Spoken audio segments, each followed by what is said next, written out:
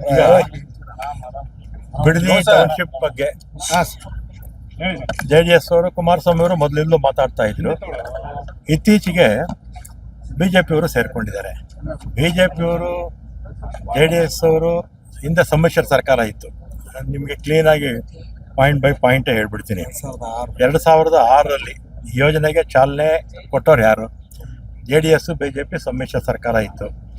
ಆಮೇಲೆ 23/9/2006 ಆಗ CM ಕುಮಾರಸ್ವಾಮಿ ಅವರು, ಡೆಪ್ಟಿ CM ಯಡಿಯೂರಪ್ಪನವರು.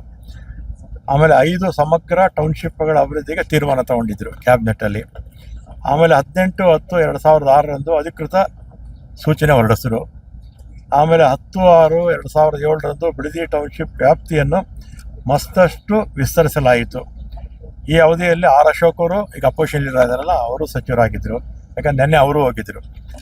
ಆಮೇಲೆ 26/7/2012 ಜಗದೀಶ್ ಶೆಟ್ಟರ್ ಅವರ ನೇತೃತ್ವದ BJP ಸರ್ಕಾರ ಟೌನ್ಶಿಪ್ ಅನುಷ್ಠಾನಕ್ಕಾಗಿ ಉನ್ನತ ಮಟ್ಟದ ಸಮಿತಿ ರಚನೆ ಮಾಡಿದ್ರು.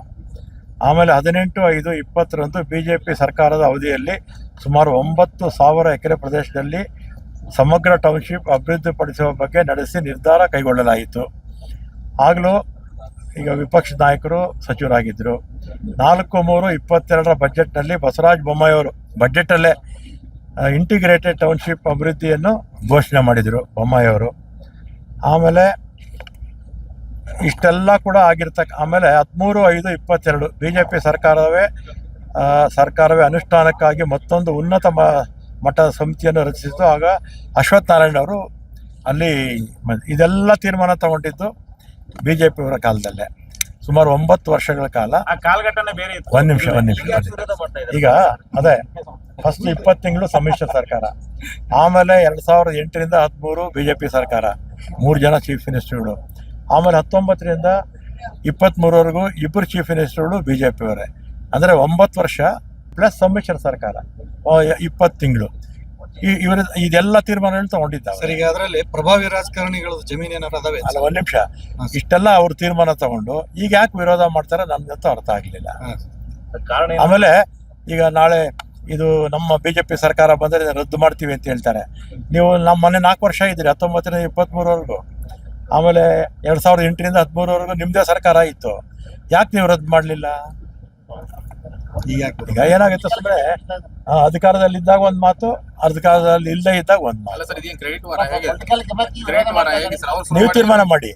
ನಾನು ಅಂಕಿಅಂಶಗಳನ್ನ ಮಾಧ್ಯಮದ ಮುಖಾಂತರ ಜನರ ಮುಂದೆ ಇಟ್ಟಿದ್ದೀವಿ. ಜನ ತೀರ್ಮಾನ ಮಾಡಲಿ. ಅಲ್ಲ ಸರ್, ಈ ಕ್ರೆಡಿಟ್ ವಾರ್ ಯಾಕಂದ್ರೆ ಸರ್, ಈಗ ನಾವು ಶುರು ಮಾಡಿದ್ವಿ ಅವ್ರಿಗೆ ಹೋಗುತ್ತೆ ಅಂತ ಹೇಗೆ ಸರ್ ಇದರಲ್ಲಿ?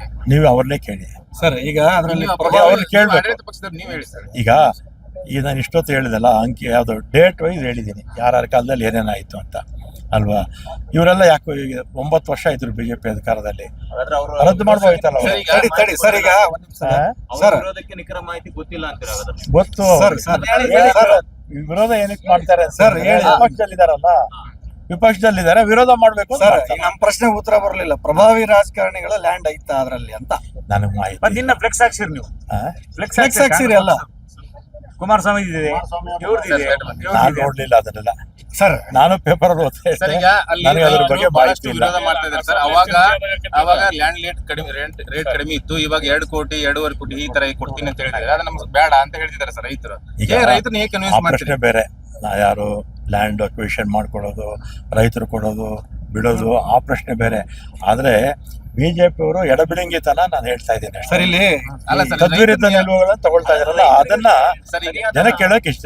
ರೈತನ ಕನ್ವಿನ್ಸ್ ಮಾಡೋದು ಬಹಳ ಮುಖ್ಯ ಅಲ್ಲ ಸರ್. ಈಗ ಅದು ನಮ್ಮ ಶಿವಕುಮಾರ್ ಇದ್ದಾರೆ, ಆಮೇಲೆ ನಮ್ಮ ಲೋಕಲ್ ಇವರಿದ್ದಾರೆ, ಅವ್ರು ಮಾತಾಡ್ತಾರೆ ಸರ್. ಈಗ ಈ ಕುಡ್ತಿ ಭಾಗದ